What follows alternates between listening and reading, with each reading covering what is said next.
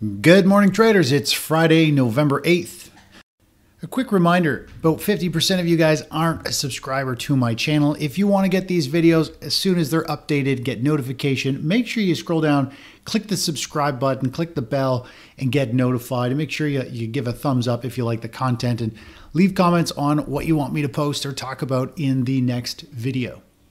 Also, keep in mind, if you come down, you can click and join our free newsletter and get access to this stuff and more. Some very interesting PDF downloads on how to trade economic data, how to understand where we are in cycles and stages, and which assets to be owning at any given time. And all that is free at thetechnicaltraders.com/newsletter. We got lots of interesting news and things unfolding in terms of China's rolled out $1.4 trillion program to try and refinance debt and all that. Investors were underwhelmed by it. I find it amazing how much money printing and how much stimulus is going on, and 1.4 trillion, didn't really do anything. In fact, China stocks and commodities fell from this. This goes to show how weak things are. I was listening to some other business people this morning, dropping my daughter off at school, and they were talking about how business has slowed right down. And I was talking to a real estate guy yesterday. Just sales are grinding halt. It's been a really difficult year. And so it's going to be very interesting to see how all this stuff unfolds. I know we've got a nice little bump up here with the election being done and people piling into the stock market, which we actually saw huge inflows into U.S. equities, $20 billion on Wednesday, money flowing in. That's the biggest daily surge in 5 months. So definitely some energy going in there. But overall, we'll have to see how things shake out, because again, it is a news-driven move, and it's excitement from investors. But we still have a lot of issues at hand. The larger overall economic and stock market cycles and all that stuff, I think, will eventually overpower any positive news that investors see with the election and Trump getting in, piling into stocks. Eventually, the overall cycles will overpower. No matter how much manipulation you do, it can kick the can down the road, but eventually the markets will have their correction. And we're looking, when we look at UK and Sweden, they're talking about more rate cuts, and I think we're going to continue to see that. And we're starting to see that with TLT. We've got a big pop in TLT yesterday. Yesterday we had a big pop in TLT, and today it is trading up again today. So everybody's back on the train that, hey, rates are going to continue to fall. Falling rates means higher bond pricing. We're definitely in this elevated volume, elevated volatility, huge pops and drops and gaps.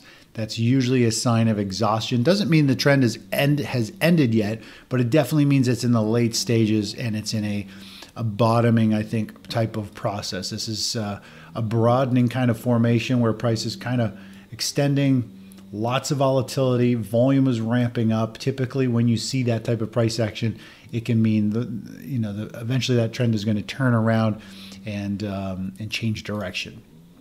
But overall today, if we take a look at equities, they're all trading more or less slightly lower, just a flat session this morning when we look at it. We did continue to see the momentum carry through yesterday to the upside in the equities market.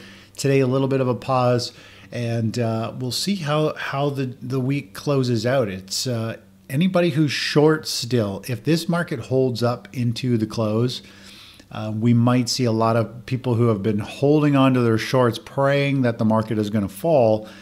They might be like, okay, I got to get out. It's the end of the week, Friday. It's a weekly close. Weekly charts are very powerful.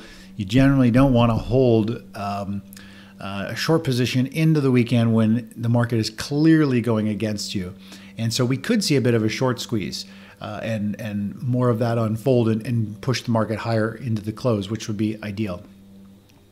If we take a look at where kind of money is flowing today, money is flowing into bonds. We're also seeing the dollar move up a little bit. We've got, it's up a fraction to about 0.25%. Huge pop there with the election. Now it's flagging sideways. Again, I'm still very bullish on the dollar. I think the US dollar is going to continue to, it might pull back a little bit. Obviously, it has had a very strong bounce.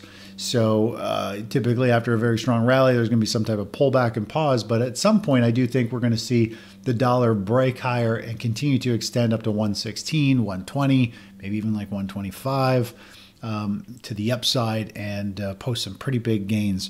And if we do see that take off, I do think we'll see like the stock market and the economy rolling over. Typically, when we see the dollar start to move up, that is when the stock market is falling. This phase right here, this was a 2022 bear market, and the dollar does very well, usually in difficult times. And I think we could see the dollar break out of here and start to post some pretty good gains. So foreign investors like myself in Canada, owning US dollars, I think is a very good play. I still think there's about 10 to 14% upside in the conversion for the Canadian dollar. So just holding US dollars, we can make an extra 14% potentially when just sitting in US dollars, not including any returns we can do from the markets falling or moving into bonds or things like that over the next year or so. So there's some pretty good potential just in the currency conversion there alone. If we take a look at where money is kind of flowing out of today, we are seeing money coming out of oil. Let's just zoom in a little bit. Oil, super ugly chart, nothing significant here. Overall, I'm neutral to bearish on oil, and not a whole lot there. If we take a look over at gold, gold and silver, they had obviously a strong pullback. Money came out of bonds and out of gold and into equities with the election. Now we're seeing them trying to stabilize. I do think gold has kind of reached its core target. We are in a phase, though, where gold can continue to move higher and hold its value while the stock market starts to top out and potentially sell off. Gold can keep moving up for a little while. So we're still in a sweet window where gold and silver should hold value or continue to move higher.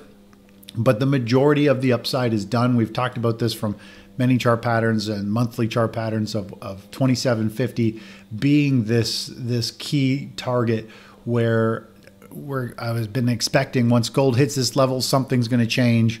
And that is kind of where, and it has. We've got now a new president and all that stuff. So we're going to definitely see things start to shake up in terms of most asset classes.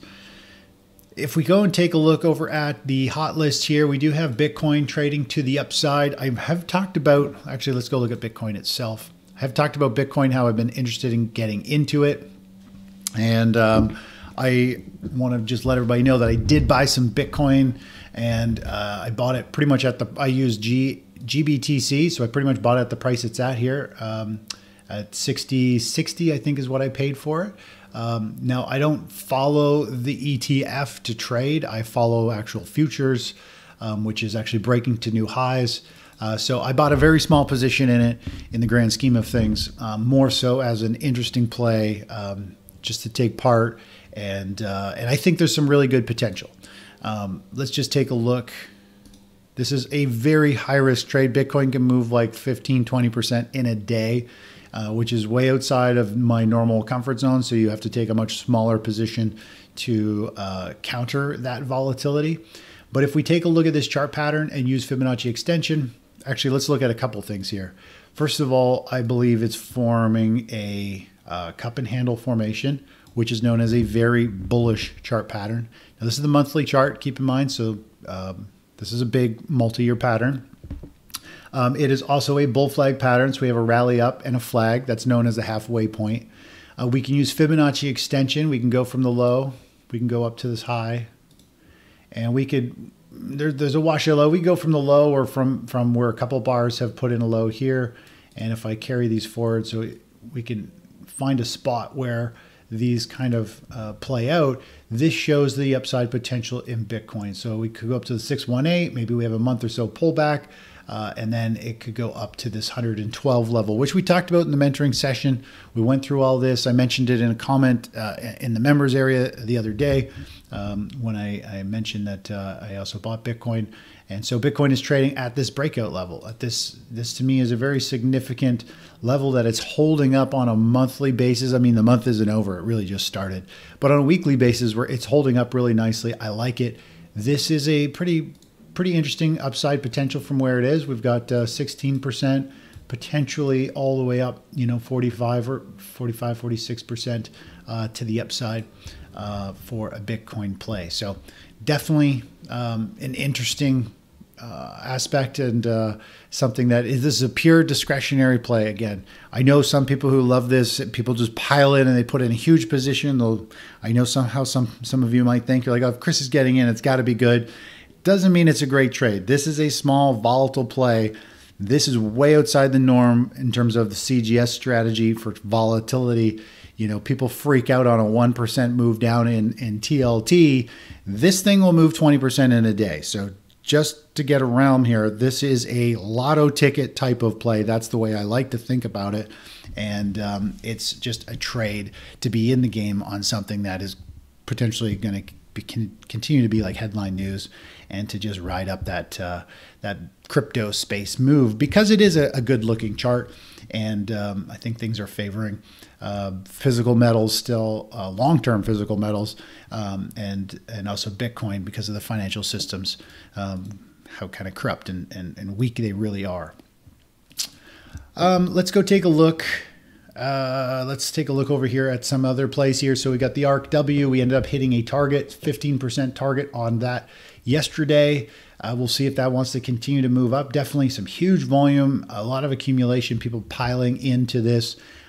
Pretty nice trade. If we take a look over at XBI, which is another one, it had another nice push up there. It is on the verge of breaking out. It's got its highest close in a long time. This is a very strong chart pattern. This is a massive chart pattern. If it can break here, it can really start to expand and push higher. So we got lots of potential here with XBI, and with gold, the GLD position that we have. Again, these are band trades. We've locked in profits on gold, and if gold continues to move up, eventually we'll be able to lock in more going forward. Other than that, that's kind of about it at this point. We'll just see how these markets continue to unfold. We're still long the equities, and our long-term investing strategy continues to be up significantly from our last signal. Let me just recap on when we take a look at our long-term investing strategy. It's all about understanding, are we in a rising tide environment, a bull market, or a falling tide environment, a bear market? And of course, we're still in a rising tide, and we've seen definitely a very big move from the start of this trend. We are up about 48% on that one position. Now, this is obviously a very nice gain in terms of just one play you get in.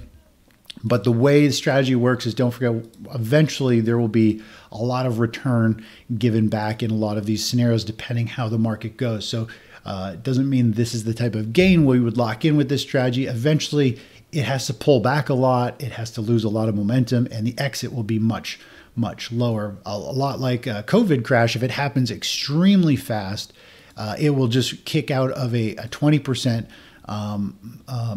more or less drawdown and say, just get out, because things have changed. The trend changed as well, but it also kicked us out before that bar actually would have closed. And so that's just how long-term investing, you can catch these beautiful big trends, but you also don't get in anywhere near the low, and you don't get out anywhere near these highs. And so it's all about trying to catch these middle sections in these trends. But that is the focus, on understanding the long-term trends, our shorter-term trends, and these positions we're in, locking in gains on the NASDAQ, the SP 500. And by understanding all of these levels and aspects of the markets, we can consistently pull money out very comfortably, confidently. And we see these trades coming days in advance. We also know when trends are starting or ending, so there aren't any huge shock and awes of being caught off guard. Anyways, that's it for now. Talk to you soon. Bye-bye.